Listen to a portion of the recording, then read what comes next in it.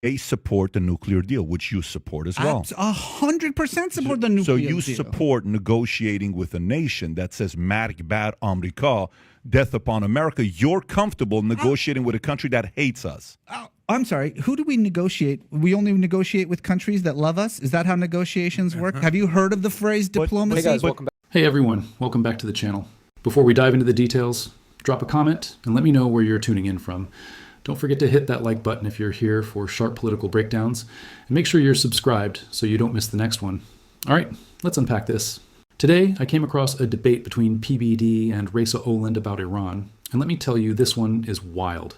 PBD is right back to his usual playbook, trying to corner his guest with those oversimplified black and white choices that don't actually reflect reality. And of course, when Reza doesn't take the bait, PBD does his classic move, twisting words, getting agitated, and acting like he's exposed some grand contradiction. It's the same routine he always pulls, but in this debate, it's cranked up to 11. Diplomacy. There is no negotiation with a country that actually agrees with you. But we negotiate with countries that disagree with us. I totally get that. But for the most part, the countries we negotiate with that disagree with us, they don't say death upon Americans. Iran says death upon Americans, the top of the Iran. This is not even the people in the streets. Who gives a fuck? So what? So give $150 billion? That's a valid concern. That's a valid question. First of all, it's their money that we are releasing in exchange for removing nuclear weapons from Iran.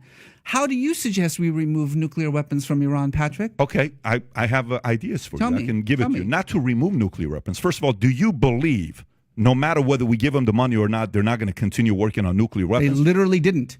But hold on. Nope. We're not going to move past this until we establish the facts. The JCPOA, which was negotiated by the United States, Russia, China, the Security Council, and Germany, which is extraordinary. The idea that those 5 countries came together, and the European Union, and agreed on anything, let alone agreed on this absolutely remarkable deal under the Obama administration to remove all the enriched uranium out of Iran. There is zero doubt that that worked. Zero. The IAEA came out in no uncertain terms and said, within 12 months of that deal being put in place, Iran no longer had the enriched uranium to create a nuclear bomb. Within 12 months... You have to be naive to believe that.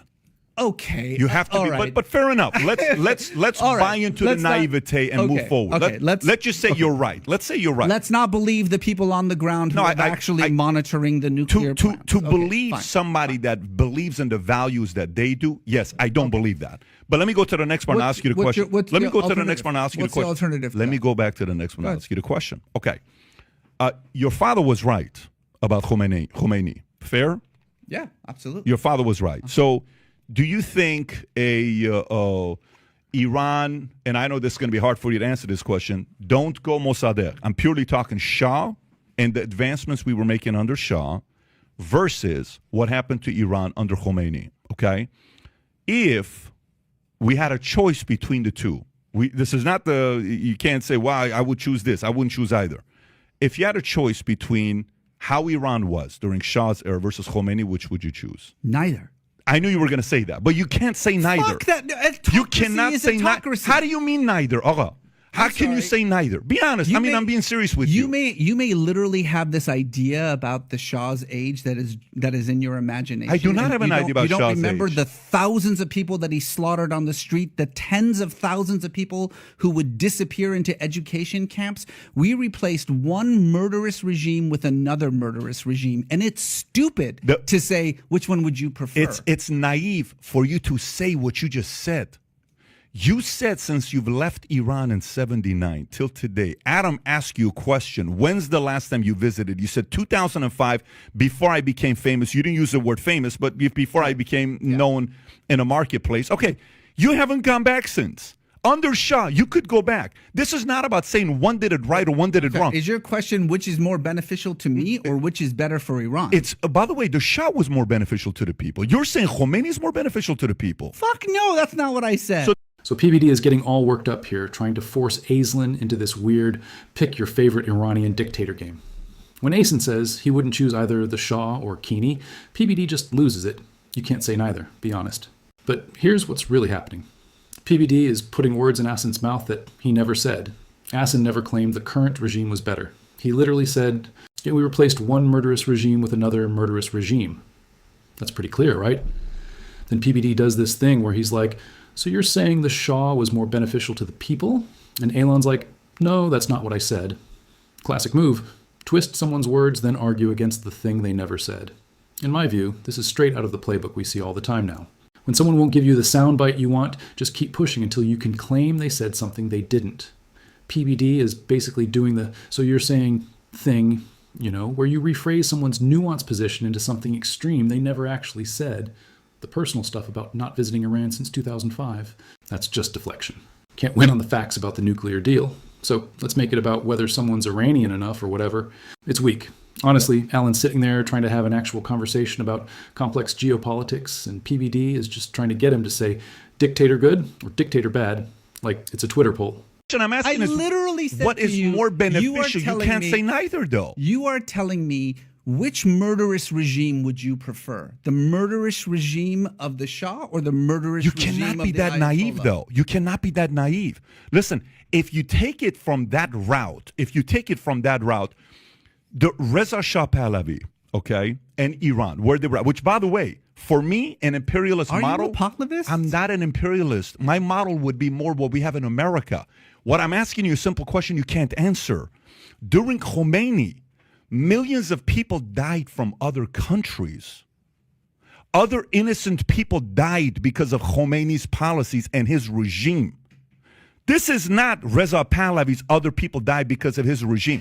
You can't give that argument. Okay. For you to say that I'm going to choose both the same. If what you want to do is a fun intellectual exercise in which you are saying, gun to my head, I can only pick the murderous regime of the Shah or the murderous regime of the Ayatollahs. It's too different. Which one would you want? You cannot say I would say the murderous regime of the Shah. Okay, so then... Because you got a gun to my head. Not because I got a gun to your head. Because logically it makes sense to say right after Khomeini, you're probably not leaving Iran if Shah was still in Iran. Or not being in Iran. You probably would, and I would probably... And I'd be probably miserable. I wouldn't have rights. I don't think so. I disagree. You would have chosen to leave to another country. You would have chosen to come to... I think you've got a nostalgia for the days of the Shah. I don't have a nostalgia. Me a lot of like Make America Great Again. But no, what you're saying is, can we pursue policies in the United States to help the people of Iran? And have we been? My answer is we have not been. We have not. 40 years of blanket sanctions has not helped the people of Iran. It has only entrenched the government further. And there's reams of academic data that indicates that. The question is, does the, for instance, nuclear deal, the JCPOA in 2012, would that have helped the government or the people? And there is very good, real, meaningful arguments to be made that it would only help the government. I disagree, because there are much better arguments that it would only help people. Why? Goes back to your God, capitalism, the free market. The Iranian people live in an oppressive, murderous, theocratic regime. And as a part of American policy, we have decided that we're going to blanket sanction everyone in the hopes that eventually they'll rise up and take down their government. No. 4 decades. 4 decades we've been doing that.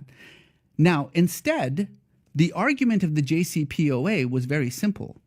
A, we get to get rid of Iran's nuclear capabilities without launching a war. By giving them $150 billion. Without, again, I want to make sure that you understand that this isn't my 150 million or your 150 million. That's the only reason I said. It doesn't matter. You're strengthening them. What you are doing. You're strengthening their government. It's not about the money that you give them. It doesn't get to the people. Liberalization. You cannot be that naive to think the money goes to the people. I'm not talking about the money going to the people. What I am talking about is the policies that arise from the JCPOA, which requires the liberalization of Iran's economy. What the Iranian people need. It's not going to happen. What the Iranian people need in order to actually succeed in bringing down their government is access to the free market, is access to the rest of the world. By giving money to the government? You are conflating two different things. I'm not, Listen though. to me. I'm not saying that the money in exchange for the nuclear weapons is what is going to free Iran. I am saying that the policies pursued by the JCPOA have, on top of it, the goal of economic liberalization in Iran, which is why I argued 10 years ago that Iran should be allowed into the World Trade Organization, because then it would have to actually pursue policies that require economic You liberalization. can't negotiate with unreasonable people. It's impossible to That's negotiate with unreasonable people. Who we read? Do you know how much shit we send to North Korea right now? Do you know how many billions of dollars in aid we send to North Korea? Is there anyone more unreasonable than Kim Jong-un? That's who we negotiate with, is unreasonable Yeah, people. Because the other option with unreasonable people is you just bomb the shit out of them. Yo, Alan just gave PBD the sharpest dose of reality, and you can practically see the circuits frying in PBD's head. He's out here declaring, you can't negotiate with unreasonable people. And Alan immediately fires back, really? Then why are we cutting deals with North Korea? You ever met anyone more unreasonable than Kim Jong-un? At that point, PBD's whole tough guy logic collapses on itself, and you can almost hear the gears grinding. And that's what makes this so ironic. PBD has built his whole image as the deal-making business guru who insists you can negotiate with anybody. But suddenly, when the word Iran gets thrown in, negotiation magically becomes weakness. Total contradiction. Then Alan flips the script further, on breaking down that the JCPOA wasn't about handing cash to the mullahs, but about forcing economic liberalization so regular Iranians could tap into global markets. That's literally capitalism, PBD's favorite buzzword, being used against him. And what does PBD do? He stammers, but you're strengthening the government, completely missing the point. This is exactly what happens when your foreign policy is cobbled together from hot takes on Twitter instead of a real understanding of how regimes shift. The comedy here is that PBD probably cheered Trump for making history by talking to Kim Jong-un, even calling him Rocket Man, but now acts like negotiating with Iran is some kind of betrayal. The double standard is glaring. Alan is straight up teaching him Capitalism 101 on his own show, and PBD is too flustered to take the lesson.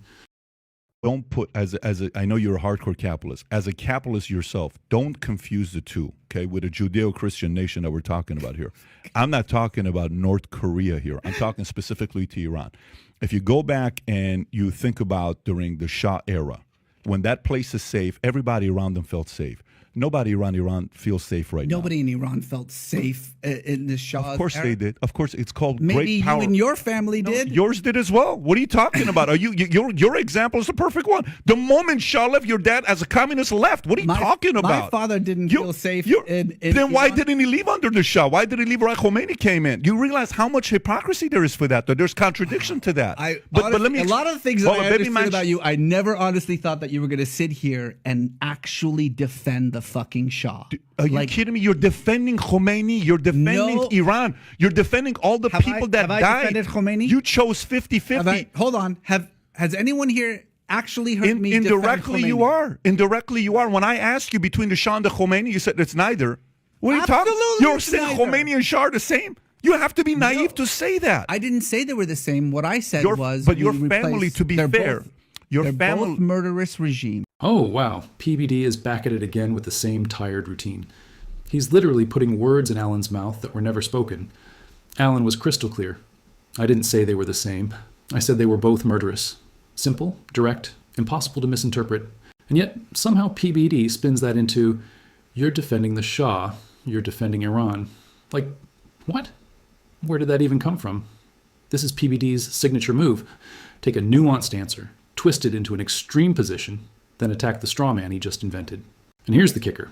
Alan refuses to play the false choice game between two dictators, and suddenly that means he's defending both. That's not logic, that's manipulation. Then, instead of sticking to the argument, PBD drags Alan's family into it, pointing out how they fled under Khomeini, as if that proves anything. That's not debate, that's deflection. When you can't win on the facts, make it personal. Classic move. Honestly, it's like asking someone, would you rather be punched or kicked? And when they say neither, you shout, oh, so you love violence? It's completely unhinged. And it raises a real question. Do you think PBD actually buys into his own straw men, or is he just deliberately twisting words to force the reaction he wants? Because the pattern is too consistent. Every time a guest won't hand him the easy soundbite, he manufactures one and goes on the attack. So I'll throw it to you guys. Is this his genuine debate strategy, or is he just that bad at listening? Drop your thoughts in the comments. If you got something out of this breakdown, hit that like button, subscribe for more, and I'll see you in the next one.